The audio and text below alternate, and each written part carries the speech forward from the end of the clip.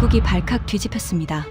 55만 달러짜리 최첨단 쓰레기차 20대가 단 3개월 만에 전멸했습니다. 그런데 옆에서 22년 된 한국 고물차는 멀쩡히 달리고 있었습니다. CNN이 긴급 취재에 나섰고 WHO까지 보고서를 냈습니다. 가동률 28%, 대 99%, 수리비 60배 차이. 숫자는 거짓말을 하지 않았습니다. 중국 제조사 수석 엔지니어는 그날 본사로부터 문책 전화를 받았습니다. 그리고 그가 한국 기술자에게서 들은 한마디가 모든 걸 바꿔놓았습니다. 그 충격적인 전말을 지금 공개합니다. 시작하기 전 구독과 좋아요, 그리고 대한민국 화이팅! 댓글로 한국을 응원해주세요. 저는 지금도 그날 밤을 잊을 수가 없습니다. 폭우가 쏟아지고 있었습니다. 베트남 다낭의 6월은 그야말로 물폭탄이었죠. 시간당 80mm의 빗줄기가 도시를 두들겨 패고 있었습니다. 저는 차 안에서 젖은 셔츠를 움켜쥔 채 창밖을 바라보고 있었습니다. 심장이 바닥으로 꺼지는 느낌이었어요. 제가 3개월 전 야심차게 납품한 최신형 스마트 쓰레기 수거차 20대, 그중 18대가 도로 한복판에 멈춰 서 있었습니다. LED 패널은 꺼져 있었고 경고등만 미친 듯이 깜빡이고 있었죠. 55만 달러짜리 최첨단 장비가 그냥 고철 덩어리처럼 비를 맞고 있었습니다. 그런데 그 옆으로 뭔가가 지나갔습니다. 녹슨 초록색 트럭이었어요. 도색은 반쯤 벗겨져 있었고 차체 곳곳에 용접 자국이 보였습니다. 솔직히 폐차장에서 막 끌고 나온 것 같은 모습이었죠. 그 고물차가 빗속을 뚫고 묵묵히 쓰레기를 수거하고 있었습니다. 멈추지 않았습니다. 단 한 번도. 저는 눈을 의심했습니다. 분명히 제가 3개월 전에 비웃었던 바로 그 차였거든요. 22년 된 대한민국산 중고 쓰레기차. 그때 제 휴대폰이 울렸습니다. 베이징 본사였죠. 장웨이, 지금 다낭 상황이 어떻게 된 거야? 리 사장의 목소리는 얼음장 같았습니다. 저는 대답할 말을 찾지 못했어요. 입술만 파르르 떨렸습니다. CNN 동남아 지국에서 취재 나왔다더군. 중국산 최첨단 장비가 전멸하고 한국 고물차만 살아남았다고. 이게 사실인가? 사실이었습니다. 부정할 수 없는 사실이었어요. 저는 그제야 깨달았습니다. 제가 얼마나 큰 실수를 저질렀는지. 아니, 실수라는 말로는 부족했죠. 저는 완전히 틀렸던 겁니다. 처음부터 끝까지. 여러분, 제 이름은 장웨이입니다. 올해 48살이고 중국 중해환경기계의 수석 엔지니어로 20년을 일해왔습니다. 오늘 저는 제 인생에서 가장 뼈아픈 패배에 대해 이야기하려고 합니다. 그리고 그 패배가 저에게 가르쳐 준 것들에 대해서도요. 시간을 3개월 전으로 돌려보겠습니다. 3개월 전, 베이징. 저는 중해환경기계 본사 회의실에 앉아 있었습니다. 창밖으로 베이징의 스카이라인이 한눈에 들어왔죠. 저 멀리 CCTV 본사 빌딩의 독특한 실루엣이 보였습니다. 장웨이 수석, 동남아 시장 개척 프로젝트를 맡아주게. 리 사장이 서류 뭉치를 제 앞에 내려놓았습니다. 저는 고개를 끄덕였습니다. 솔직히 기다리던 기회였거든요. 제 이력을 잠깐 말씀드리자면 저는 칭화대학교 기계공학과를 수석으로 졸업했습니다. 박사 학위까지 받았죠. 중해환경기계에 입사한 지 20년, 지금은 연구개발팀 수석 엔지니어로 일하고 있습니다. 우리 회사는 중국 환경장비 업계에서 3위 안에 드는 기업이에요. 연매출 50억 위안, 한화로 약 9천억 원 규모죠. 중국 전역의 쓰레기 수거차, 청소차, 환경 장비를 생산하고 있습니다. 베트남 다낭시에서 스마트 쓰레기 수거차 20대 입찰이 들어왔네. 리 사장이 프로젝터를 켰습니다. 화면에 다낭의 전경이 떴어요. 아름다운 해변 도시였습니다. 연간 500만 명의 관광객이 찾는 휴양 도시야. 동남아에서 우리 브랜드를 알릴 절호의 기회지. 저는 서류를 훑어봤습니다. 예산은 1,000만 달러에서 1,200만 달러 사이. 충분했죠. 경쟁사는요? 일본 이스즈와 한국 현대가 관심을 보이고 있다더군. 저는 피식 웃었습니다. 일본은 가격이 문제겠죠. 현대는 신차로 경쟁하면 우리한테 안 됩니다. 리 사장이 고개를 끄덕였습니다. 자신 있나? 당연하죠. 저는 단호하게 대답했습니다. 우리 신형 GH-500 시리즈는 세계 최고 수준입니다. IoT 실시간 모니터링, AI 기반 고장 예측, 자동 압축 시스템까지. 일본이나 한국 제품과는 차원이 다릅니다. 그건 사실이었어요. 적어도 그때 저는 그렇게 믿었습니다. GH-500은 제가 3년간 심혈을 기울여 개발한 차량이었거든요. 논문만 시편을 썼고 특허도 8개를 등록했습니다. 기술적으로는 자신 있었죠. 좋아. 다음 주에 베트남으로 출발해. 왕밍도 데려가게. 왕밍은 제 부하 직원이에요. 32살의 젊은 엔지니어로 현장 경험이 풍부한 친구였죠. 회의실을 나서면서 저는 창밖을 바라봤습니다. 동남아 시장. 솔직히 좀 우습게 봤어요. 기술 수준이 낮다고 생각했거든요. 그들에게 제대로 된 장비가 뭔지 보여줄 기회라고 생각했습니다. 그리고 한국. 20년 전에는 우리도 한국에서 배웠죠. 삼성이나 현대의 생산 라인을 벤치마킹하던 시절이 있었습니다. 하지만 지금은 상황이 다르다고 생각했어요. 중국 제조업은 이미 세계 정상에 올랐다고 믿었습니다. 특히 환경 장비 분야에서는 우리가 앞서 있다고 확신했죠. 그 확신이 얼마나 어리석은 것이었는지 저는 곧 깨닫게 됩니다. 일주일 뒤 베트남 다낭. 공항에 내리자마자 열기가 확 밀려왔습니다. 습도가 80%를 넘는 것 같았어요. 셔츠가 순식간에 축축해졌죠. 장수성님, 차 준비됐습니다. 왕밍이 에어컨이 빵빵하게 나오는 SUV 문을 열어줬습니다. 우리의 첫 번째 목적지는 다낭이 아니었어요. 인근의 꽝남성이었습니다. 왜냐고요? 정보에 따르면 꽝남성에서 이미 한국산 쓰레기 수거차를 사용하고 있다고 했거든요. 경쟁 제품을 직접 눈으로 확인하고 싶었습니다. 약점을 파악해서 프레젠테이션에 활용하려고 했죠. 다낭에서 차로 1시간 정도 달렸습니다. 도시를 벗어나자 풍경이 확 바뀌었어요. 논밭과 야자수, 작은 마을들이 이어졌죠. 꽝남성 환경부 청사는 생각보다 작았습니다. 3층짜리 낡은 건물이었어요. 어서 오십시오, 장수성님. 레 반 뚜안. 꽝남성 환경부장이었습니다. 38살의 젊은 관리였는데 인상이 좋았어요. 하지만 뭔가 불안해 보이기도 했죠. 중국에서 유명한 회사라고 들었습니다. 다낭에 납품하신다면서요? 네, 최신형 스마트 수거차 20대를 납품할 예정입니다.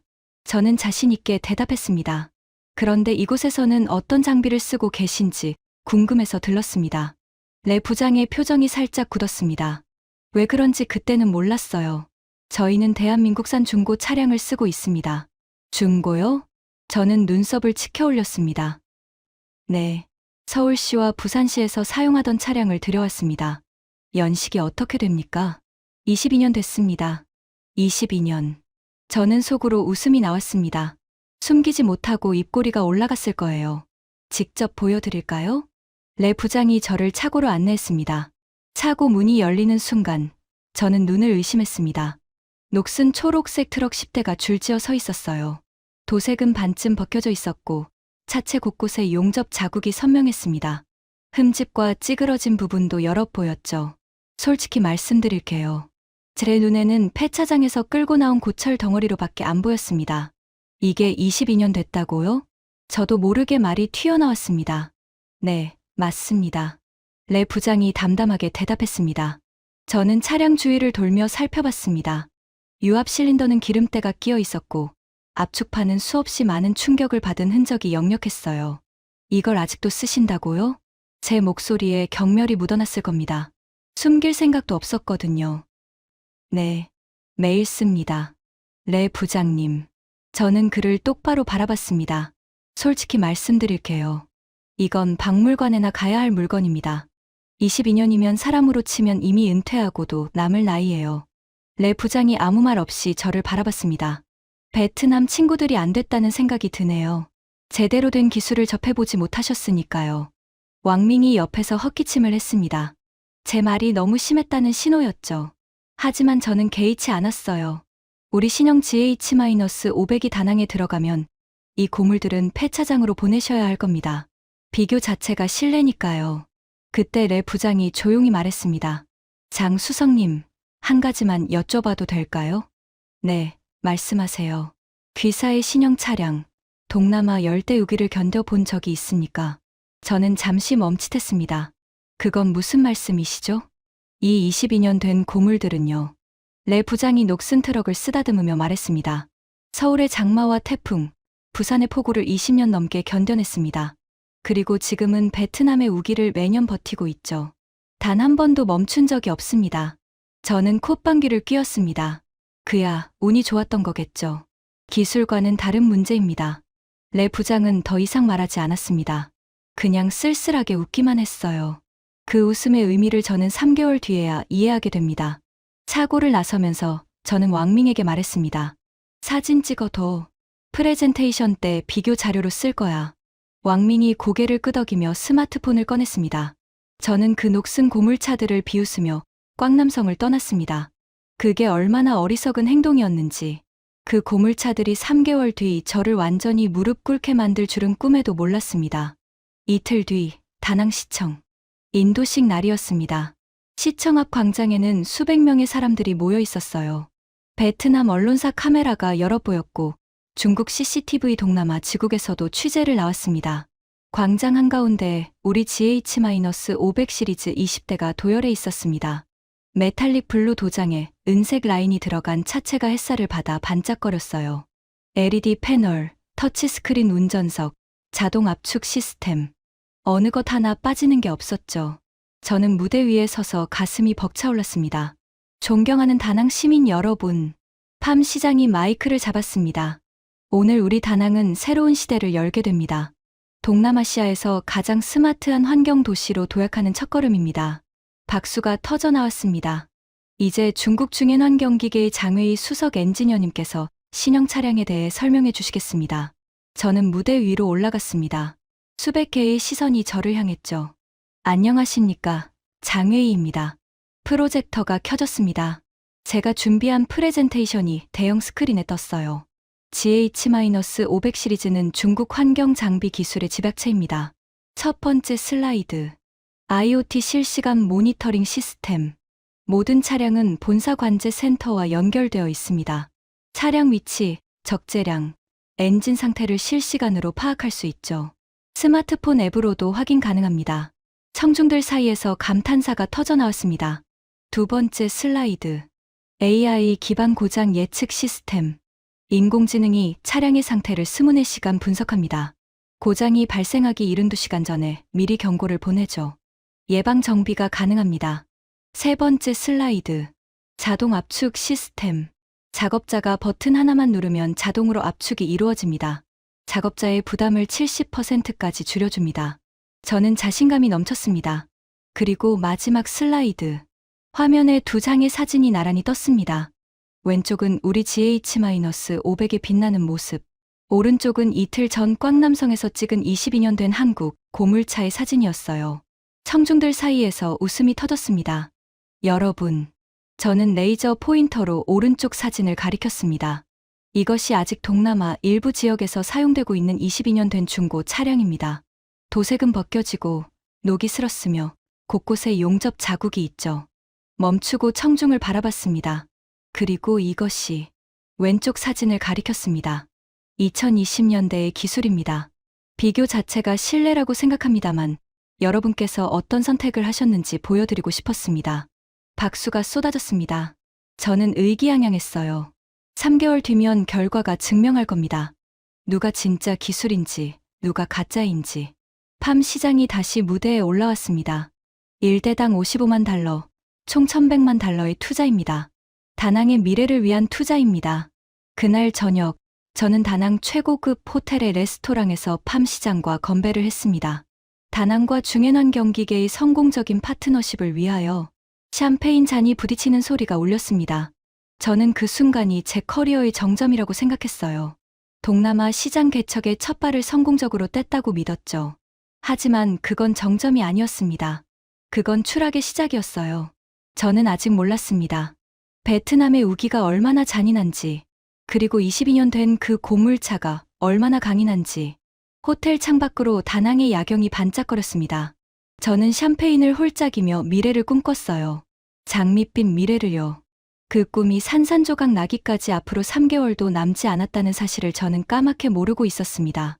운행 3주차. 저는 다낭 시내의 한 카페에 앉아 노트북을 펼치고 있었습니다. 에어컨 바람이 시원하게 불어왔고 베트남 커피의 진한 향이 코끝을 간지렸죠. 화면에는 GH-500 관제 시스템이 떠 있었습니다. 20대의 차량 위치가 실시간으로 표시되고 있었어요. 초록색 점들이 다낭 시내 곳곳에서 움직이고 있었습니다. 순조롭군. 저는 만족스럽게 중얼거렸습니다. 그때 왕밍에게서 전화가 왔습니다. 장 수석님, 3호차에서 센서 오류가 발생했습니다. 센서 오류? 저는 눈살을 찌푸렸습니다. 네. 적재량 센서가 계속 만재 신호를 보내고 있어요. 실제로는 반도 안 찼는데. 저는 커피를 한 모금 마셨습니다. 일시적인 거겠지.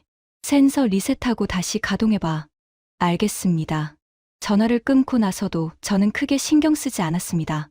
새 장비는 원래 초기 안정화 기간이 필요하거든요. 베트남의 고온다습한 환경에 적응하는데 시간이 걸리는 건 당연한 일이라고 생각했죠. 하지만 그날 저녁 왕밍에게서 다시 전화가 왔습니다. 장 수석님, 7호차와 12호차에서도 같은 증상이 나타났습니다.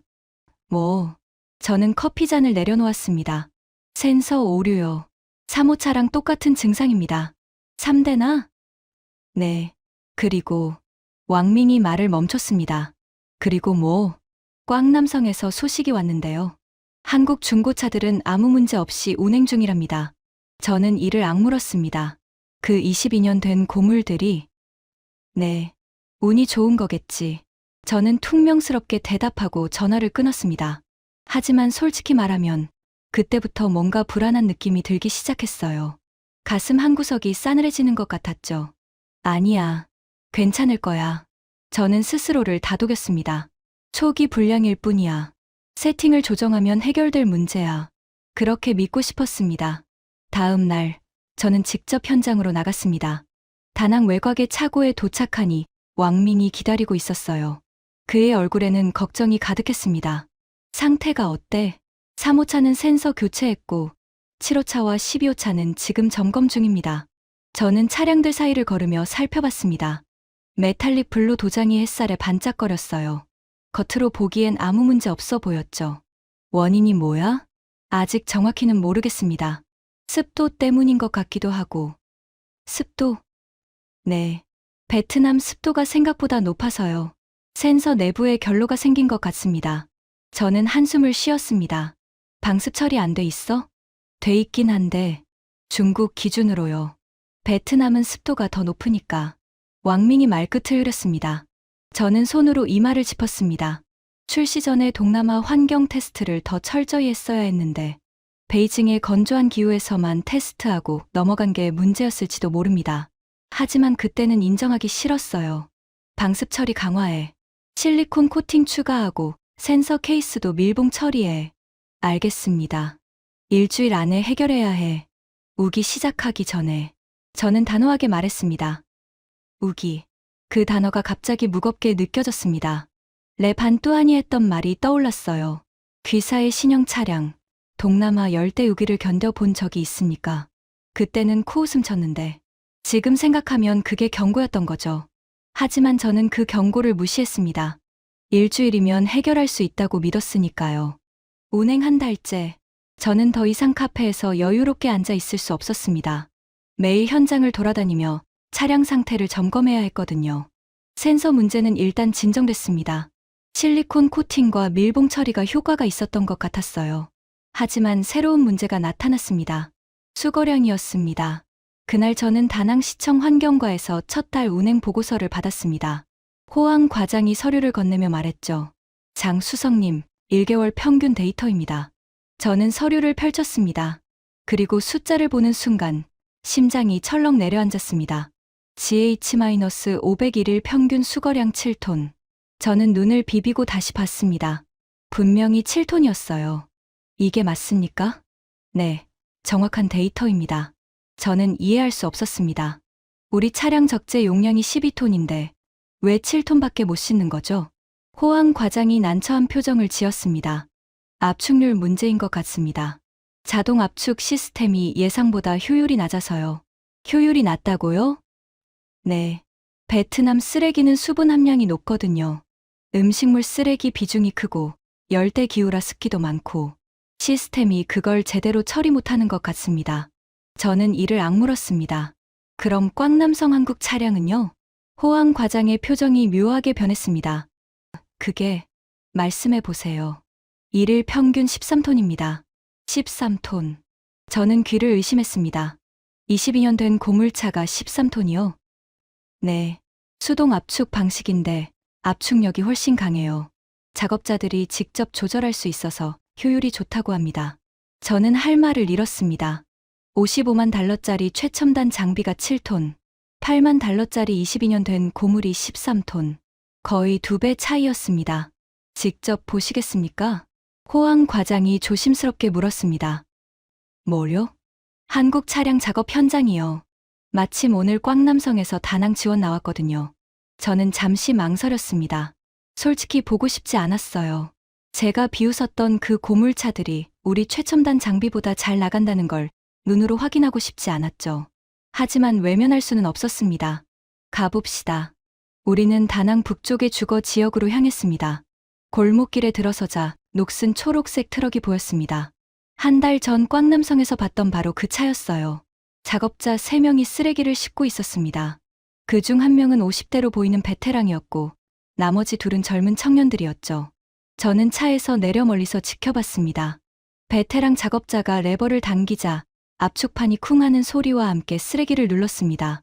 그 힘이 어찌나 세던지 쓰레기 더미가 순식간에 절반으로 줄어들었어요. 저게 수동 압축입니까? 제가 물었습니다. 네, 유압식입니다. 호황 과장이 대답했습니다. 전자 제어 없이 순수 유압으로만 작동해요. 단순하지만 힘은 강하죠. 저는 다가가서 작업을 더 가까이 봤습니다. 베테랑 작업자가 저를 알아봤는지 고개를 끄덕였습니다. 팜둑이라는 이름이었어요. 후에 알게 됐죠. 중국에서 오신 분이죠? 그가 물었습니다. 네, 그렇습니다. 새 차량 납품하셨다면서요? 파란색 예쁜 차. 저는 고개를 끄덕였습니다. 팜둑이 씩 웃었습니다. 예쁘긴 하더라고요. 그 말투에 뭔가가 있었습니다.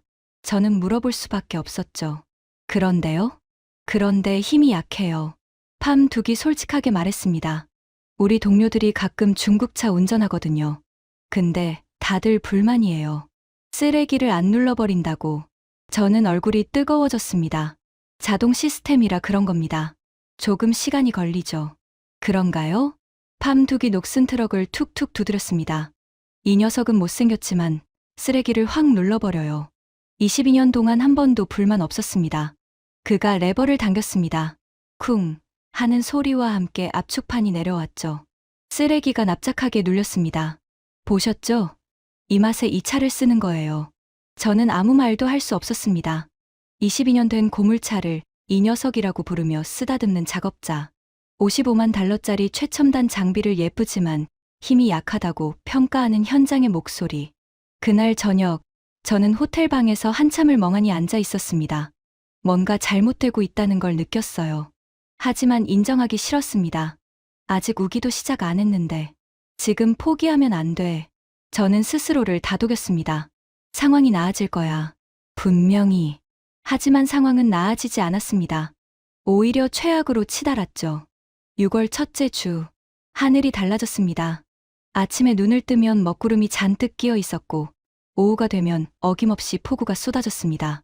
시간당 50mm, 60mm는 기본이었어요. 베트남 중부의 우기가 본격적으로 시작된 겁니다. 첫 번째 비가 내린 날, 저는 호텔 창문 앞에 서서 빗줄기를 바라봤습니다. 괜찮을 거야. 저는 중얼거렸습니다. 방습 처리 강화했으니까 견딜 수 있을 거야. 하지만 그날 저녁 왕밍에게서 전화가 왔습니다. 장수성님, 5호차가 멈췄습니다. 심장이 쿵 내려앉았습니다. 뭐라고? 작업 중에 갑자기 시스템이 다운됐어요. 재부팅해도 안 됩니다. 지금 가. 저는 우산도 없이 호텔을 뛰쳐나갔습니다. 현장에 도착했을 때 5호차는 도로 한복판에 멈춰 서 있었습니다. 비를 맞으며 경고등만 깜빡이고 있었죠. 저는 운전석에 올라 전자 패널을 확인했습니다. 화면이 완전히 꺼져 있었어요. 전원이 안 들어와. 배터리 문제인 것 같습니다. 왕밍이 말했습니다. 아니, 배터리는 멀쩡해. 전자 제어 기판 쪽이야. 저는 차에서 내려 뒤쪽 패널을 열었습니다. 그리고 그 안을 보는 순간 온몸에 소름이 돋았습니다. 제어 기판이 물에 젖어 있었습니다. 커넥터 주변으로 물방울이 맺혀 있었고 기판 일부가 갈색으로 변색되어 있었어요. 이게 뭐야? 저는 믿을 수 없었습니다. 방습 처리했잖아. 실리콘 코팅에 밀봉까지 했는데 왜 물이 들어가? 왕민이 조심스럽게 말했습니다. 베트남 폭우가 생각보다 심해서요. 물이 위에서 아래로 흐르는 게 아니라 옆에서도 들이치거든요. 밀봉한 틈새로 스며든 것 같습니다. 저는 비를 맞으며 하늘을 올려다봤습니다. 빗줄기가 얼굴을 때렸습니다. 이건 그냥 비가 아니야. 저는 그제야 깨달았습니다. 열대 우기의 폭우는 중국 내륙의 비와 차원이 달랐어요. 물의 양도, 세기도, 지속 시간도 전부 달랐죠. 우리는 이런 환경을 전혀 고려하지 않았던 겁니다.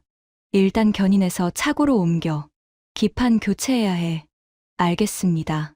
그날 밤, 저는 잠을 이룰 수 없었습니다. 다음 날 아침, 또 전화가 왔습니다. 장수성님, 9호차와 14호차도 같은 증상입니다. 이틀 뒤, 11호차, 16호차, 18호차 시스템 다운됐습니다. 사흘 뒤, 7호차, 8호차, 20호차, 차량들이 하나씩 쓰러지고 있었습니다. 폭우가 내릴 때마다 한두 대씩 멈췄어요. 마치 도미노처럼. 저는 매일 차고에서 살다시피 했습니다. 젖은 옷을 갈아입을 시간도 없었죠. 손이 부르트도록 기판을 교체하고 배선을 점검하고 방수 테이프를 덧붙였습니다. 하지만 비가 오면 또 멈췄어요. 악순환이었습니다. 그 와중에도 한 가지 사실이 저를 미치게 했습니다. 꽝남성에서 온 한국 중고차들. 그 22년 된 고물들은 단 한 대도 멈추지 않았습니다. 같은 폭우를 맞으면서도, 같은 작업을 하면서도 멀쩡하게 굴러가고 있었어요. 어느 날 밤, 저는 차고 바닥에 주저앉아 있었습니다. 비에 젖은 GH-500이 제 앞에 서 있었죠.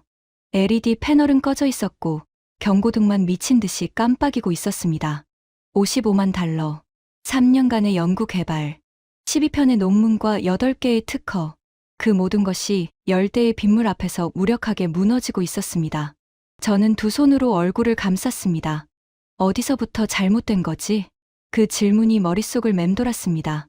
하지만 답을 찾기도 전에 최악의 밤이 찾아왔습니다. 6월 셋째 주, 금요일. 그날은 아침부터 하늘이 심상치 않았습니다. 먹구름이 산처럼 쌓여 있었고 공기가 눅눅하게 피부에 달라붙었어요. 기상청에서는 슈퍼셀 경보를 발령했습니다. 시간당 80mm 이상의 폭우가 예상된다고 했죠. 저는 불안한 마음에 모든 차량을 차고에 대기시켰습니다. 오늘은 작업 중단이다. 비가 너무 심해. 하지만 다낭시청에서 연락이 왔습니다. 장수성님, 쓰레기 수거를 안 할 수는 없습니다. 관광 시즌이에요. 내일이 토요일인데 거리에 쓰레기가 쌓이면 큰일 납니다. 저는 이를 악물었습니다. 하지만 이 날씨에 전자장비가 꽝남성 한국 차량은 출동한다고 합니다. 우리 차량만 안 나가면 시민들이 뭐라고 하겠습니까?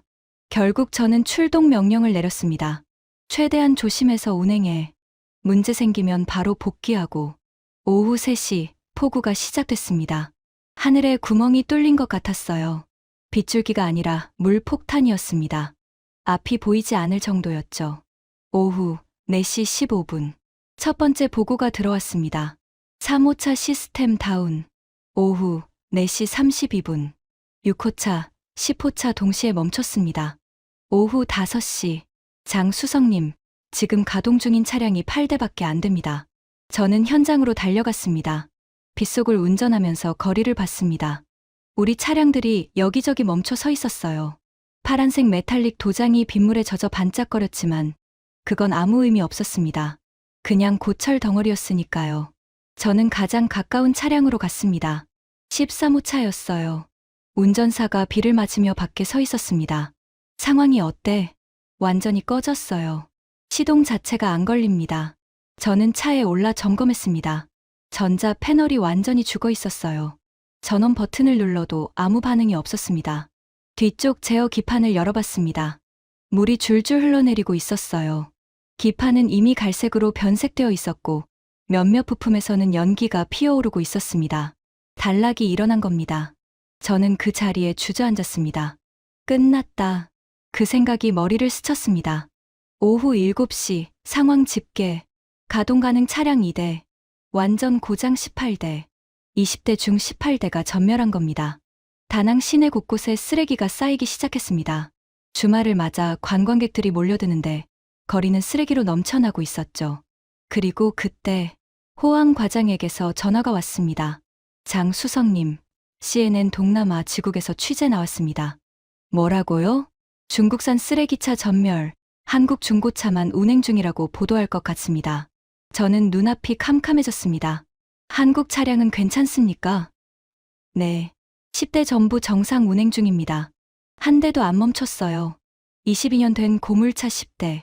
단 한 대도 멈추지 않았습니다. 3개월 된 최첨단 장비 20대. 18대가 전멸.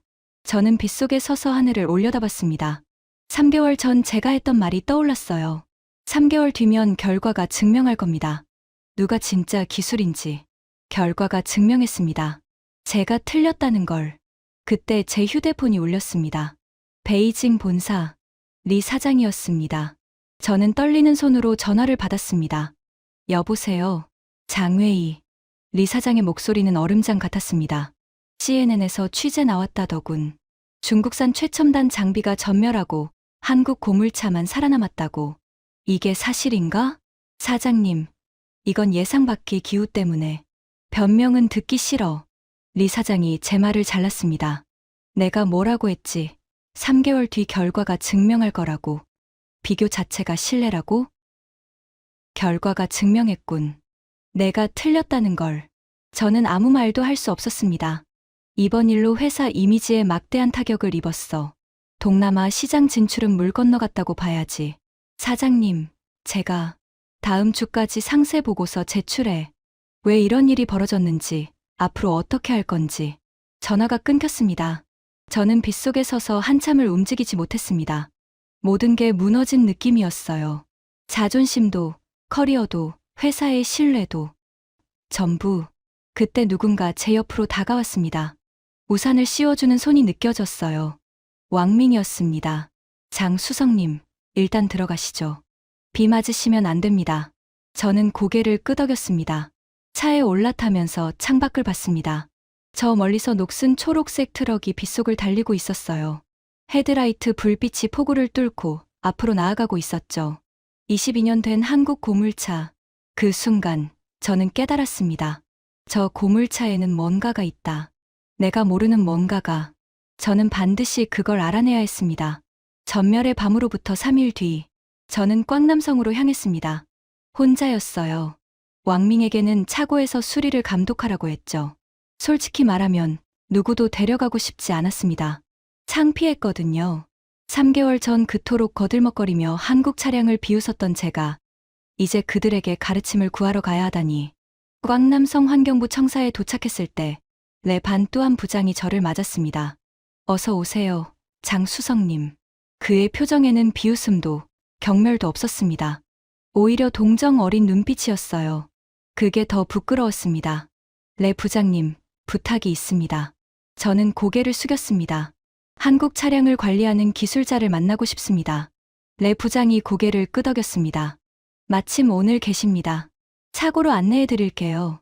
우리는 청사 뒤편의 차고로 걸어갔습니다. 문이 열리자 익숙한 풍경이 펼쳐졌습니다. 녹슨 초록색 트럭 10대가 줄지어 서 있었죠. 하지만 이번에는 느낌이 달랐습니다. 3개월 전에는 고철 덩어리로 보였던 그 차들이 이제는 다르게 보였어요. 살아있는 것처럼 느껴졌습니다. 저기 계십니다. 레 부장이 차고 안쪽을 가리켰습니다. 한 남자가 트럭 밑에 누워서 뭔가를 점검하고 있었어요. 기름때가 묻은 작업복을 입고 있었죠. 박 선생님. 레 부장이 불렀습니다. 남자가 트럭 밑에서 미끄러져 나왔습니다. 50대 중반으로 보이는 사람이었어요. 선한 눈매에 손은 기름때로 까맣게 물들어 있었습니다. 중국에서 오신 분이시죠? 그가 먼저 말을 걸었습니다. 네, 장웨이입니다. 중해난경기계 수석 엔지니어입니다. 박성우입니다. 그가 기름 묻은 손을 헝겊에 닦으며 말했습니다. 소식 들었습니다. 어려운 상황이시라면서요. 저는 얼굴이 뜨거워졌습니다. 부끄럽지만 그렇습니다. 박성우가 고개를 끄덕였습니다. 차 한잔 하시겠습니까? 이야기 나누시죠. 우리는 차고 한쪽에 마련된 작은 휴게 공간으로 갔습니다. 낡은 의자와 테이블, 전기 포트가 전부였어요. 박성우가 인스턴트 커피를 타며 물었습니다. 뭐가 궁금하세요? 저는 잠시 망설였습니다. 솔직히 말씀드려도 될까요? 네, 말씀하세요. 이해가 안 됩니다. 저는 고백하듯 말했습니다. 우리 GH-500은 3년간 연구 개발한 최신 모델입니다. IoT, AI, 자동화 시스템까지 전부 갖췄어요. 기술적으로는 세계 최고 수준이라고 자부했습니다. 박성호가 조용히 듣고 있었습니다. 그런데 22년 된 중고차에 졌습니다. 같은 폭우를 맞았는데 우리 차는 18대가 전멸하고 이 차들은 단 한 대도 안 멈췄어요. 저는 손으로 이마를 짚었습니다. 어떻게 이런 일이 가능한 겁니까? 박성호가 커피를 건네며 말했습니다. 장수성님, 한 가지 여쭤봐도 될까요? 네, 말씀하세요. 쓰레기 수거차의 가장 중요한 기능이 뭘까요? 저는 잠시 생각했습니다. 효율적인 수거와 압축이죠. 그리고 스마트한 경로 설계, 실시간 모니터링. 아닙니다. 박성호가 고개를 저었습니다. 멈추지 않는 겁니다. 저는 눈을 깜빡였습니다. 네, 쓰레기 수거차의 가장 중요한 기능은 멈추지 않는 겁니다. 박성호가 창밖의 트럭들을 바라보며 말했습니다. 제가 현대자동차에서 30년 일하면서 배운 게 하나 있어요. 뭔가요? 기계는 사람을 배신하면 안 됩니다. 그 말이 가슴에 꽂혔습니다. 내일 출근해야 하는 사람의 차가 아침에 시동이 안 걸리면 어떻겠습니까? 그 사람 하루가 망가지는 거예요. 박성호가 커피를 홀짝였습니다. 쓰레기차가 멈추면 도시 전체가 병듭니다. 쓰레기가 쌓이고 악취가 나고 위생 문제가 생기고 사람들이 아파요. 저는 아무 말도 할 수 없었습니다. 그래서 저희는 365일 멈추지 않는 것을 최우선으로 생각합니다. 최신 기술보다 중요한 건 확실하게 작동하는 것이에요. 하지만 저는 반박하려 했습니다. 우리도 신뢰성 테스트를 했습니다. 베이징에서 수만 킬로미터 주행 테스트를 통과했어요. 베이징은 건조하죠? 박성호가 물었습니다. 네, 이 차들은요. 박성호가 일어나 녹슨 트럭을 쓰다듬었습니다. 서울의 장마를 견뎠습니다. 여름마다 한 달씩 쏟아지는 폭우를요. 부산의 태풍도 버텼어요. 시간당 100mm 넘는 비를 맞으면서도 멈추지 않았습니다. 그가 저를 돌아봤습니다. 22년 동안 수천 번의 비를 단 한 번도 멈추지 않고요. 저는 할 말을 잃었습니다. 그게 증명서입니다. 장수성님. 박성호가 말했습니다. 스펙 시트보다 더 확실한 증명서요. 22년간 현장에서 검증된 기록, 그 어떤 실험실 테스트보다 믿을 만하죠. 저는 고개를 숙였습니다. 우리는 그런 검증 없이 바로 시장에 내놨습니다. 최신 기술이 나쁜 게 아닙니다. 박성호가 부드럽게 말했습니다. 다만 검증 안 된 기술을 사람들 생활에 바로 적용하면 안 돼요. 특히 공공 서비스에는요. 저는 한참을 침묵했습니다. 그리고 물었습니다. 박 선생님은 왜 이 일을 하세요? 현대자동차에서 30년이면 임원급 아니었습니까? 박성호가 웃었습니다. 임원까지는 아니고 생산라인 책임자였어요. 은퇴하고 나서 뭘 할까 고민하다가 이 일을 시작했습니다. 왜요? 이 녀석들이 불쌍해서요. 그가 트럭을 쓰다듬으며 말했습니다. 한국에서 20년 넘게 일하고 이제 폐차될 운명이었거든요. 근데 아직 멀쩡해요. 심장은 튼튼하고 뼈대도 건강하고. 박성호가 저를 바라봤습니다. 그래서 제2의 인생을 주고 싶었어요. 동남아에서 다시 일할 기회를요. 제2의 인생. 네. 이 차들은 한국에서 20년, 베트남에서 앞으로 10년은 더 뛸 수 있어요. 제가 잘 돌봐주기만 하면. 저는 그 말에 가슴이 뜨거워졌습니다. 박 선생님, 한 가지만 더 여쭤봐도 될까요? 네. 우리 차량과 이 차량의 결정적인 차이가 뭘까요? 기술적으로요. 박성호가 잠시 생각했습니다. 설계 철학의 차이입니다. 설계 철학이요? 네. 귀사의 차량은 물을 막는 설계예요. 방수 코팅, 밀봉 처리, 전자식 차단. 물이 들어오지 못하게 막는 거죠. 그렇습니다. 하지만 이 차량은 물과 공존하는 설계예요. 저는 눈을 크게 떴습니다. 물과 공존한다고요? 네. 완벽한 방수는 불가능해요. 특히 열대 우기에서는요.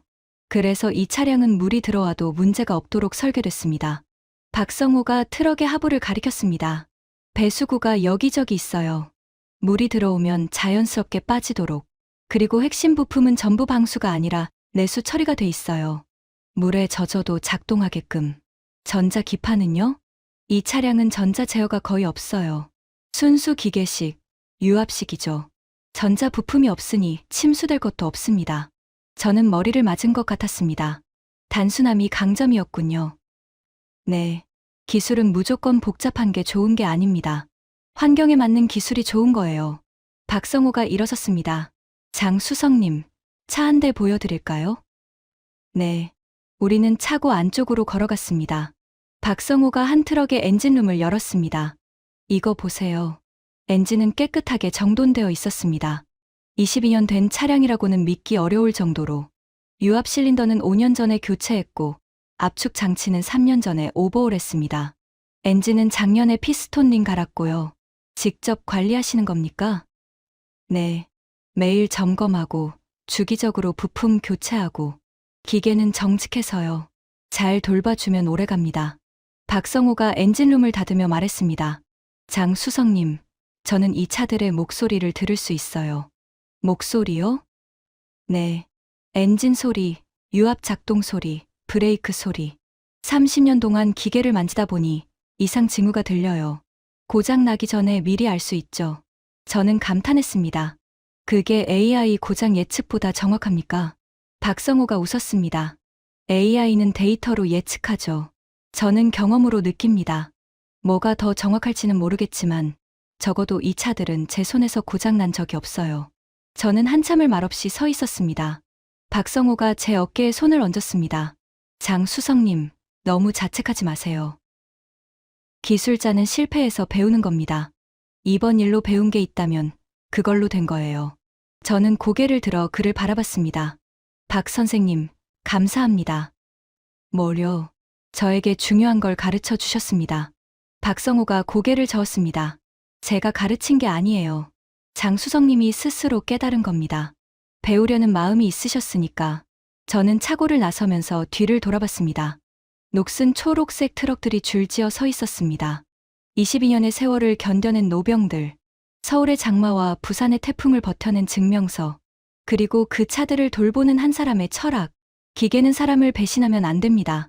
그 말이 계속 머릿속을 맴돌았습니다. 저는 베이징에 돌아가서 쓸 보고서의 첫 문장을 떠올렸습니다. 우리가 잃어버린 건 기술이 아닙니다. 그게 제가 이번 일에서 배운 가장 중요한 교훈이었습니다. 꽝남성에서 돌아온 뒤 저는 호텔 방에 틀어박혀 데이터를 정리했습니다. 리 사장이 요구한 보고서를 써야 했거든요.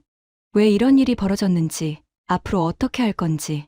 저는 노트북을 펼치고 6개월간의 운행 데이터를 불러왔습니다. 숫자들이 화면에 떴습니다. 그리고 그 숫자들을 보는 순간 저는 더 이상 변명할 수 없다는 걸 깨달았습니다. 숫자는 거짓말을 하지 않으니까요.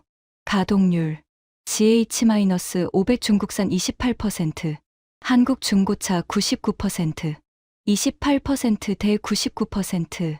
우리 차량은 1년 중 100일 정도만 제대로 굴러갔다는 뜻입니다. 나머지 265일은 고장이거나 수리 중이었죠. 반면 한국 중고차는 1년 365일 중 362일을 운행했습니다. 멈춘 3일은 정기 점검일이었어요. 고장으로 멈춘 날은 단 하루도 없었습니다. 수리비. 저는 다음 항목으로 넘어갔습니다. GH-500 6개월 수리비 1,500만 달러. 한국 중고차 6개월 수리비 25만 달러. 저는 눈을 비비고 다시 봤습니다.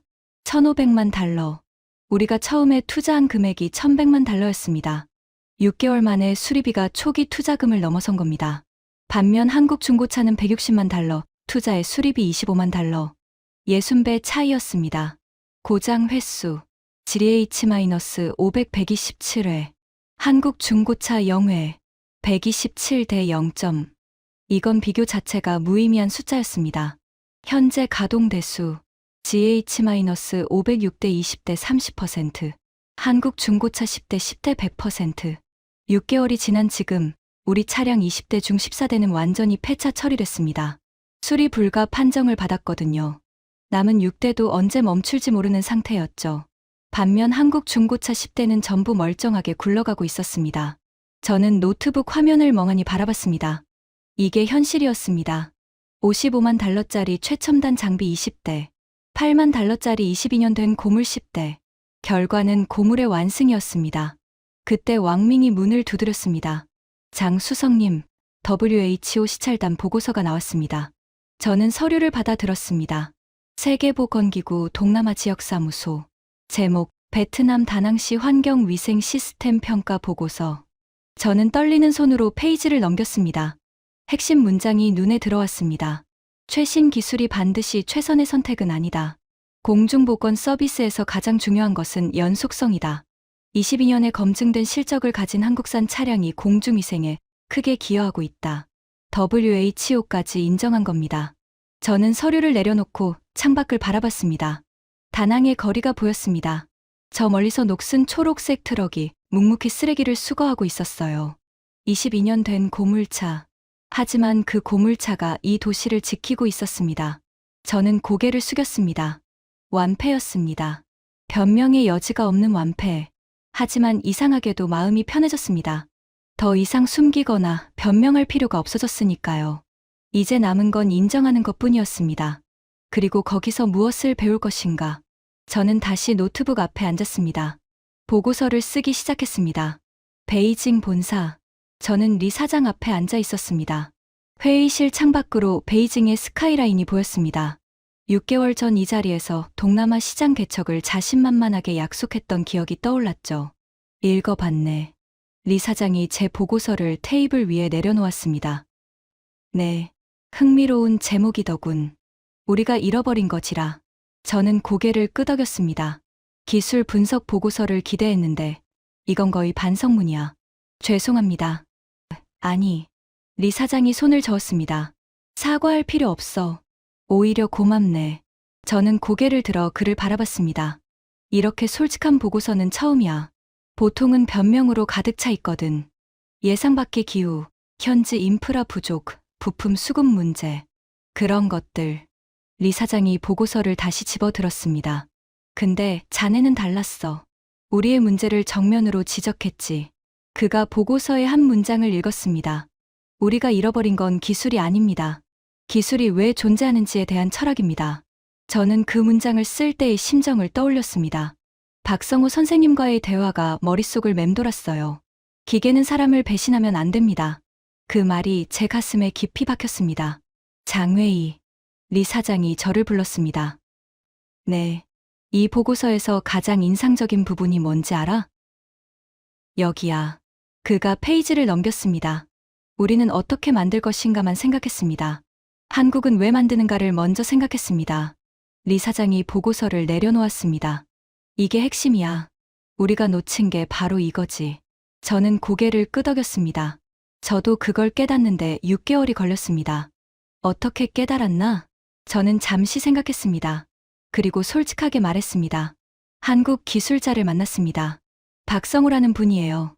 현대자동차에서 30년 일하다가 은퇴하고 지금은 베트남에서 한국 중고차를 관리하고 계십니다. 그 사람이 뭐라고 했나? 쓰레기 수거차의 가장 중요한 기능이 뭐냐고 물으시더라고요. 저는 효율적인 수거, 스마트한 경로 설계라고 대답했습니다. 그랬더니 아니라고 하셨어요. 가장 중요한 건 멈추지 않는 거라고. 리 사장이 천천히 고개를 끄덕였습니다. 그리고 이렇게 말씀하셨습니다. 저는 그 순간을 떠올리며 말했습니다. 기계는 사람을 배신하면 안 됩니다. 회의실이 조용해졌습니다. 그 말을 듣는 순간 머리를 맞은 것 같았습니다. 저는 계속했습니다. 저는 칭화대 수석이라는 타이틀에 취해 있었습니다. 논문 12편, 특허 8개, 그런 숫자들에 도취되어 있었죠. 하지만 정작 중요한 걸 잊고 있었습니다. 뭘? 기술은 사람을 위해 존재한다는 것을요. 리 사장이 한참을 말없이 저를 바라봤습니다. 장회의, 자네 많이 변했군. 감사합니다. 6개월 전에 자네가 했던 말 기억나나? 비교 자체가 신뢰다. 3개월 뒤 결과가 증명할 것이다. 저는 얼굴이 뜨거워졌습니다. 부끄럽습니다. 아니야. 그때 자네는 자신감이 있었어. 문제는 그 자신감이 잘못된 곳에 있었다는 거지. 리 사장이 일어났습니다. 이 보고서 전 임원진에게 돌릴 거야. 네. 우리 회사만의 문제가 아니야. 중국 제조업 전체가 가진 문제라고 생각해. 어떻게에만 집중하고 왜를 잊어버린 것. 자네가 지적한 그대로야. 저는 일어나 고개를 숙였습니다. 감사합니다, 사장님. 고마워해야 할 사람은 나야. 솔직한 보고서 써줘서. 리 사장이 문 앞에서 멈췄습니다. 아, 그리고 하나 더. 네. 다음 달에 한국 출장 가게. 현대자동차, 대우버스, 한국의 환경 장비 업체들. 직접 가서 배워와. 저는 눈이 커졌습니다. 정말입니까? 그래. 자네가 보고서에 쓴 대로야. 우리가 배워야 할 건 기술이 아니라 철학이야. 그걸 직접 눈으로 보고 와. 문이 닫혔습니다. 저는 한참을 그 자리에 서 있었습니다. 창밖으로 베이징의 하늘이 보였습니다. 흐린 하늘이었지만 제 마음은 오히려 맑아진 느낌이었어요. 6개월 전, 저는 이 회의실에서 동남아 시장을 정복하겠다고 호언장담했습니다. 하지만 정복당한 건 저였습니다. 22년 된 한국 고물차에게, 그리고 그 고물차를 돌보는 한 사람의 철학에게. 저는 주머니에서 휴대폰을 꺼냈습니다. 박성호 선생님의 번호를 찾았어요. 전화를 걸었습니다. 여보세요? 박 선생님, 장회의입니다. 아, 장수성님. 베이징 잘 도착하셨어요? 네. 선생님, 감사드리려고 전화했습니다. 뭐요? 저에게 중요한 걸 가르쳐 주셨습니다. 덕분에 좋은 보고서를 쓸 수 있었어요. 박성호 선생님이 웃는 소리가 들렸습니다. 제가 한 게 뭐가 있다고요? 장수성님이 스스로 깨달으신 거죠? 아닙니다. 선생님이 안 계셨으면 저는 아직도 변명만 하고 있었을 겁니다. 잠시 침묵이 흘렀습니다. 장수성님. 네. 한 가지만 기억하세요. 뭔가요? 기술자는 실패해도 괜찮아요. 중요한 건 거기서 뭘 배우느냐입니다. 저는 고개를 끄덕였습니다. 전화기 너머로. 기억하겠습니다. 그리고 언제든 베트남에 오세요. 이 녀석들이 어떻게 달리는지 보여드릴게요. 꼭 가겠습니다. 전화를 끊고 저는 창밖을 바라봤습니다. 해가 지고 있었습니다. 베이징의 노을이 붉게 물들어 가고 있었죠. 저는 그 순간 결심했습니다. 다시 시작하자. 이번에는 제대로. 어떻게가 아니라 왜부터 시작하자. 기술이 아니라 철학부터 배우자. 그게 22년 된 한국 고물차가 저에게 가르쳐 준 것이었습니다. 1년 후, 저는 다시 베트남 꽝남성에 있었습니다. 이번에는 조롱하러 온 게 아니었어요. 배우러 왔습니다. 박성호 선생님 옆에 서서 저는 22년 된 트럭의 엔진 소리를 듣고 있었습니다. 들리세요? 박 선생님이 물었습니다. 네, 규칙적인 소리요. 그래요. 이 녀석 컨디션이 좋다는 뜻이에요. 저는 웃었습니다. 1년 전만 해도 이 소리가 들리지 않았습니다. 그냥 시끄러운 엔진 소음일 뿐이었죠. 하지만 지금은 달랐습니다. 한국에서 6개월간 현장을 돌아다녔습니다. 현대자동차 울산 공장, 대우버스 부평 공장, 수원의 환경 장비 업체들, 생산 라인에서 일하는 사람들을 만나고 그들의 이야기를 들었습니다. 그리고 깨달았습니다. 한국 제조업의 강점은 최신 기술이 아니었습니다. 멈추지 않는다는 집념이었습니다. 사람을 배신하지 않는다는 철학이었습니다. 박 선생님. 네, 저희 회사에서 새 모델을 개발하고 있습니다. 그래요? 이번에는 다르게 만들려고요. 에어타 AI 같은 건 옵션으로 두고 기본은 기계식으로요. 물이 들어와도 작동하는 설계로. 박 선생님이 고개를 끄덕였습니다. 좋은 방향이네요. 선생님 덕분입니다. 제가 뭘 했다고요? 가르쳐 주셨잖아요. 기계는 사람을 배신하면 안 된다고. 박 선생님이 녹슨 트럭을 쓰다듬었습니다. 이 녀석들이 가르쳐 준 거예요. 저는 그냥 전달한 것뿐이죠. 저는 그 트럭을 바라봤습니다. 22년의 세월, 서울의 장마, 부산의 태풍, 베트남의 우기, 수천 번의 비를 맞으면서도 멈추지 않았던 기계. 그게 진짜 기술이었습니다. 장수성님. 네, 한 가지 부탁해도 될까요?